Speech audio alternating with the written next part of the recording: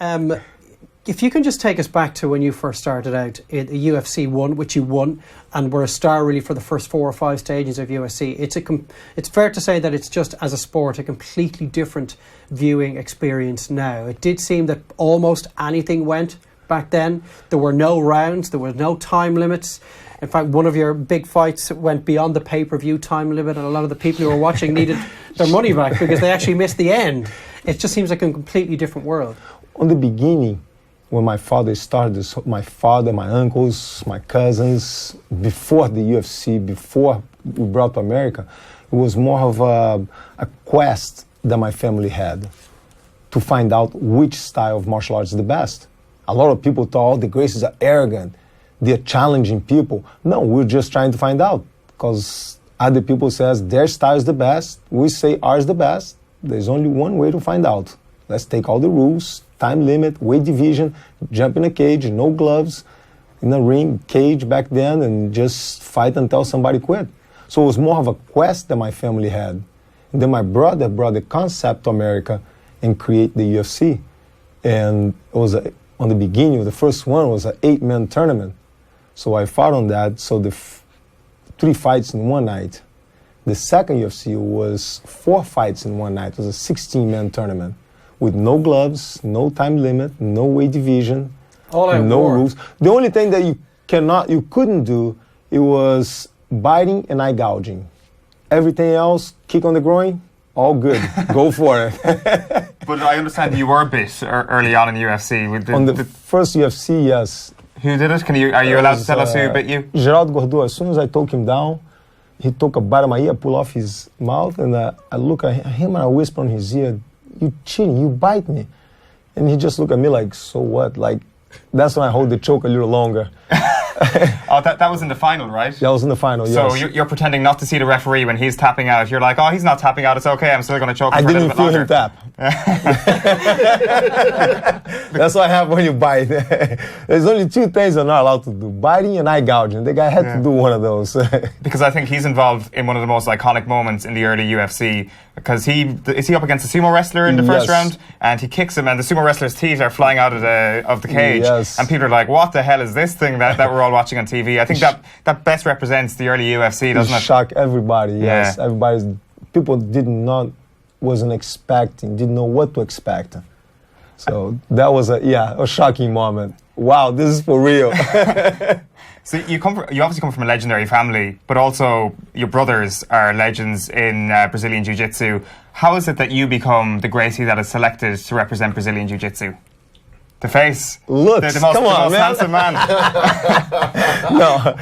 Your modesty as well. No, it's I have brothers. They're a little bigger, heavier, or lighter, smaller, a little lighter weight. They could have done cousins. They could have done the same thing, but only one had to walk in there and do it. So if we put a bigger brother, it wouldn't be as impressive. That's what my father thought. And if you put a smaller brother or cousin, he could have done the same thing, but it might have taken a little longer. So you were handpicked by your father in some ways, were you? Oh, yes. Plus, it was his decision. It was his decision. He's also a deadly assassin, you know that. I mean, that is the point. I do not doubt you know that. I mean, there's no, look at him. I mean, he's had 40, he's an extraordinary man. What I love about what's happened with Royce, what's happened with the Gracies, is that Jiu-Jitsu has become a way of life for so many people, which is, it's almost like a gospel now, isn't it? It's, with the way we eat. You see, we call it the Gracie diet. It's not exactly a diet, it's more of a eating habits.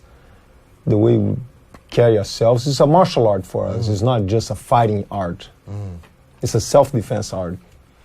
There was one video I stumbled upon on YouTube a while back, and it's Chuck Norris, and he says he was in Rio de Janeiro, and he says he was on vacation, but he was still working out, so that's obviously a vacation for some people.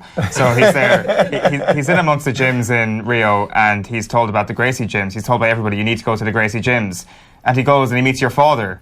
Do you want to tell the story here? Is this a true story when Chuck Norris meets your father? Yes. Do you want to tell the story? Well, I was there. It was him and Bob Wall that came over to the gym. And let's just say they took a nice class. Okay.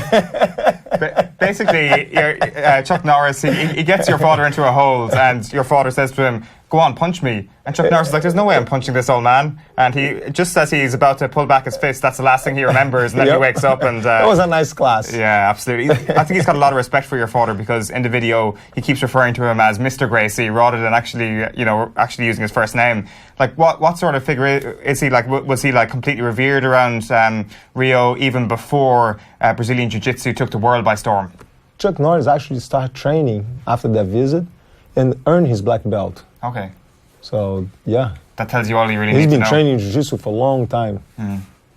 How has the sport developed in Brazil? Has it been a product of the global takeover of Brazilian Jiu-Jitsu, or was it already raging at that point when you go back to the early 90s? That's the thing. What happens in Brazil stays in Brazil. So until my brother brought and create the fighting show in America, the UFC, and start with all that, that's when it spanned to all over the world. That's when people are like, okay, we got to learn this, including Geraldo Gordô. After I beat him, he went back to Holland, and I saw him after years later, and he said, man, we came back and we prepare a fighter, Remco Pardue, to beat you. We prepare him. He was a judo player. We prepare him. The second UFC, and then he lost to me, bigger, 250, 260 pounds. Wow. And I beat him. That's when they went back and it's like, okay, we got to learn this. Instead, prepare to go against them. We got to learn what he have. Absolutely. Was he any good? Oh, they're all good. Yeah. There's no such a thing as a good student or bad student. There's good teachers and bad teachers. Right, okay. Fair way of describing it. With that in mind, and the fact that you were fighting guys in some ways almost twice your weight, and there was no time limit, how do you compare the sport you inhabited in those early days to the UFC and MMA as we look at it now, where everybody's matched up against a guy who's thereabouts the same weight, and you know that it's not necessarily that you're going to have to tap out at some stage because the bell will ultimately save you possibly over the course of the 4 or 5 rounds? When you compare the two, is it far better or worse, or is it just the way that things evolve and develop with the development of time? It's different. On the beginning, it was a style against a style. Today, it's more of a fighter against a fighter. They both learn the same thing. They both know the same stand-up martial art. They both knows the same grappling. Everybody's studying Gracies Jiu-Jitsu. Everybody's doing boxing, kickboxing. So it's more of an athlete against an athlete. Who does their homework better? Who have the better strategy? You see, so sometimes the fight looks easy, but it is not easy. It's because it took 30 seconds. Like this Friday, tomorrow we have the fight over here. Hey, the fights might go fast. It's because I made you step that way. When you step that way, I caught you with a kick, with a punch, or I took you down, and sometimes they cannot take each other out of the game.